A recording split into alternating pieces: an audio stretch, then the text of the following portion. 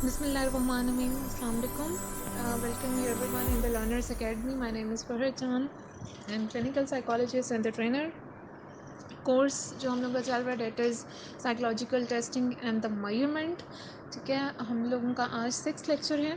Previously हम लोगों ने इंट्रोडक्शन, हिस्टोरिकल बैकग्राउंड के बारे में डिस्कस किया, types of test, significance of test discuss किया, और इसके अलावा टेस्ट एडमिनिस्ट्रेशन के प्रोसेस को डिस्कस किया है. In today's lecture we are going to discuss about the norms.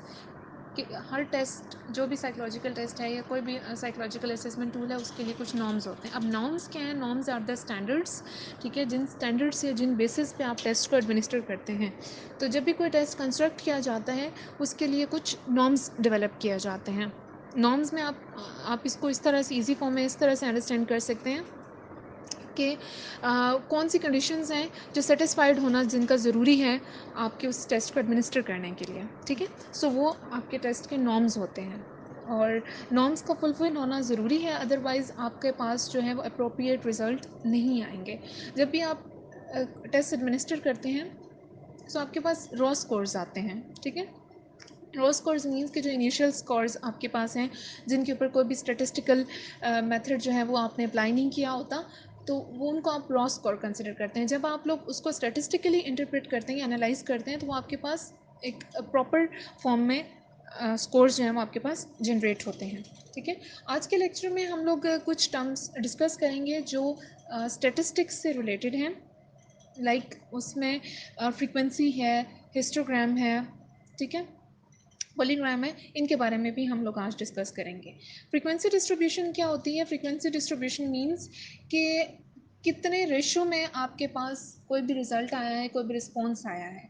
ठीक है, इसमें क्लास इंटरवल्स भी होती हैं. अब क्लास इंटरवल्स क्या होता है? रेंज होती है. If you can take the example, आपके पास कोई भी रॉ स्कोर्स हैं, रॉ स्कोर्स आर 5, 6, 7, 8, 9 एंड 10. ठीक है, अब आपसे कोई कहे कि आपने इसका इंटरवल बनाना है, so you will make the interval in the form 5 to 10. ठीक है, तो ये इसका क्या है? इंटरवल बन गया.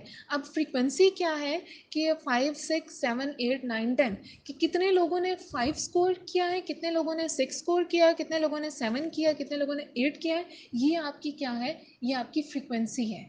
ठीक है, कि कितने नंबर ऑफ रिस्पॉन्सेज हैं, कितने लोगों ने रिस्पॉन्ड किया है, और कितने लोगों का स्कोर आपके पास है, वो आपके पास फ्रीक्वेंसी आता है. फ्रीक्वेंसी डिस्ट्रीब्यूशन में हम लोग इनको टेबल्स की फॉर्म में भी करते हैं. समटाइम्स हमारे पास अनस्ट्रक्चर्ड डेटा होता है, समटाइम्स स्ट्रक्चर्ड डेटा होता है. अनस्ट्रक्चर्ड डेटा होता है जो जिसमें स्कोर्स कोई उनकी ना मिनिमम लिमिट होती है ना मैक्सिमम लिमिट होती है. लाइक इसमें आप अगर जो 5 to 10 वाली एग्जांपल है उसी को ले लें. If the scores are arranged as 6, 3, 2, 1, 5, तो ये आपके पास अनस्ट्रक्चर्ड डाटा है. But if the data is structured, तो वो किस फॉर्म में होगा? Like 5 to 6, 6 to 7, 7 to 8, 8 to 9. तो क्लास इंटरवल्स की फॉर्म में जब आपके पास डाटा आता है तो आप उसको स्ट्रक्चर डाटा कहते हैं.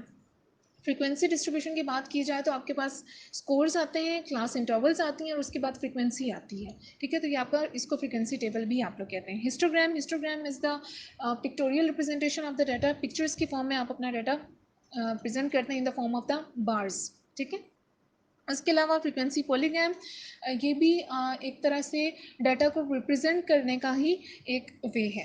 अच्छा, उसके बाद है measurement of the central tendency. जब measurement of the central tendency की बात करते हैं तो इसमें हमारे पास चार जो है ना वो टर्म्स यूज़ होती हैं: mean, median, mod and the variance और द स्टैंडर्ड डेविएशन. ठीक है, अच्छा, मीन की जब हम लोग बात करते हैं, so mean means average. On average आपके पास क्या स्कोर आया है. ठीक है, लाइक कैसे लेंगे मीन, कैसे लिया जाता है? That is sum of all the scores divided by the total number of participants.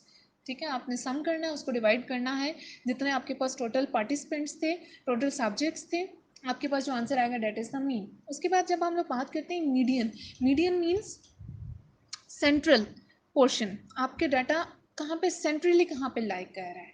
ठीक है, तो वो आपका मीडियन है, सेंट्रल पॉइंट क्या है आपके डाटा का. ठीक है, उसके बाद मॉड. मॉड मीन्स के हाईली अकरिंग स्कोर, के कौन सा स्कोर है जो जिसपे सबसे ज़्यादा लोगों ने रिस्पॉन्ड किया है, या कौन सा हाईली अकरिंग फ्रीक्वेंसी है आपके पास, वो आपके पास क्या आता है?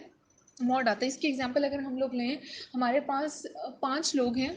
ठीक है, और उनके स्कोर्स कुछ इस तरह से हैं: 5, 5, 6, 6 6, ठीक है। तो अब हमारे पास इसका मॉड क्या होगा 6, बिकॉज 6 पे 3 लोगों ने रिस्पॉन्ड किया है और वो उसकी फ्रीक्वेंसी ज़्यादा है, तो मॉड में हम लोग हाईली वो स्कोर को देखते हैं जिसकी फ्रीक्वेंसी हाई होती है, ठीक है।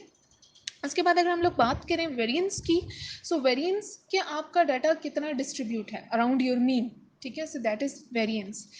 और उसके बाद स्टैंडर्ड एविएशन है। स्टैंडर्ड एविएशन को एसटी से हम लोग रिप्रेजेंट करते हैं, it is the square root of the variance, ठीक है। So this is all from today's lecture, thank you so much.